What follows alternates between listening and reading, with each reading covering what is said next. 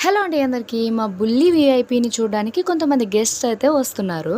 అంటే నాకు వరుసకి అత్త, మామయ్య అవుతారనమాట. వారి పిల్లలే వీళ్ళందరూ.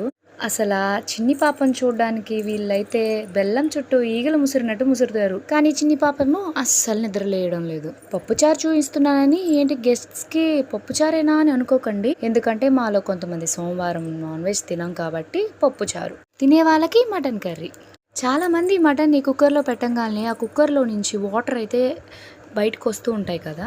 అలా కాకుండా మా అత్తయ్య చేసేటట్టు చేస్తే అసలు వాటర్ అనేవే బయటికి రావు. ఫస్ట్ మటన్‌లో కొంచెం ఉప్పు, పసుపు వేసి ఒక గిన్నెలో ఉడకనివ్వాలి. ఉడికిన ఒక 5 మినిట్స్ తర్వాత వాటర్ వస్తాయి కదా! ఆ వాటర్‌ని వేరే బౌల్‌లోకి తీసుకొని కుక్కర్‌లో మటన్ అంతా యాడ్ చేసుకోవాలి.